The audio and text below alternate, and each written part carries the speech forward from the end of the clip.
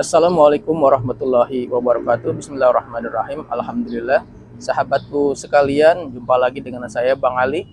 Bukan Ustadz, apalagi Kiai. Saya hanya ingin berbagi apa yang saya pelajari dan apa yang saya ketahui.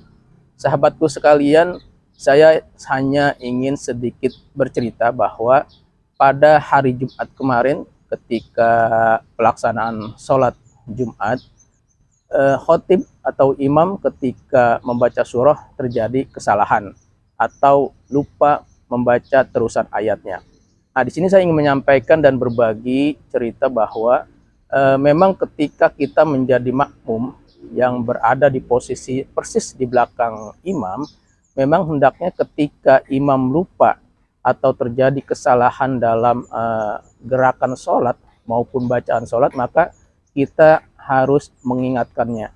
Nah, namun ketika mengingatkannya ini, siapakah yang paling mungkin berhak atau untuk mengingatkan atau yang paling mempunyai kewajiban untuk mengingatkan itu adalah yang paling baris pertama setelah imam.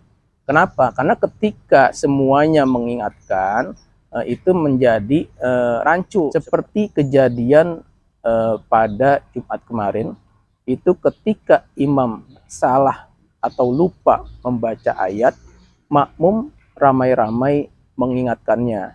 Namun ketika makmum ramai-ramai mengingatkan bacaan imam yang lupa, itu menjadi tidak jelas. Kenapa? Karena ramai-ramai membaca surah yang salah tersebut. Atau maksudnya mungkin baik betul untuk membetulkan, tapi ketika semuanya membaca atau mengoreksi membetulkan bacaan imam tersebut, jadi tidak jelas bacaan yang diterima oleh imam.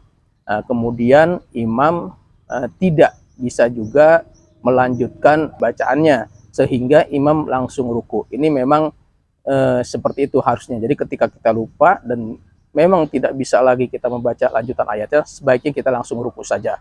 Nah, ini untuk makmum, sebaiknya yang mengingatkan itu adalah baris kedua atau baris pertama setelah imam. Jadi di belakang imam persis, baris pertama itu makmum, itulah yang mengingatkan. Dan hanya mungkin salah satu atau yang paling persis di belakang imam yang mengingatkan bacaan imam yang lupa. Sehingga bacaan yang disampaikan atau koreksi bacaan untuk imam itu terdengar dengan jelas dan baik. Sehingga imam bisa melanjutkan. Tapi kalau rame-rame imam, baris pertama, baris kedua, dan ketiga terusnya mengingatkan juga, ikut membaca, membetulkan bacaan imam yang lupa, akhirnya suaranya justru malah tidak terjelas oleh imam. Nah, makanya untuk sahabatku sekalian, ketika menjadi jamaah pada baris kedua, baris ketiga, dan terusnya, ketika imam lupa membaca surah, sebaiknya tidak ikut mengingatkan, tapi justru baris pertamalah yang harus mengingatkan. Dan itu pun persis di belakang imam, 2 atau 4 orang di belakang imam, dia mengingatkan bacaan imam yang lupa. Sehingga ketika melanjutkan atau mengingatkan bacaan yang lupa itu terdengar jelas oleh imam, itu maksudnya.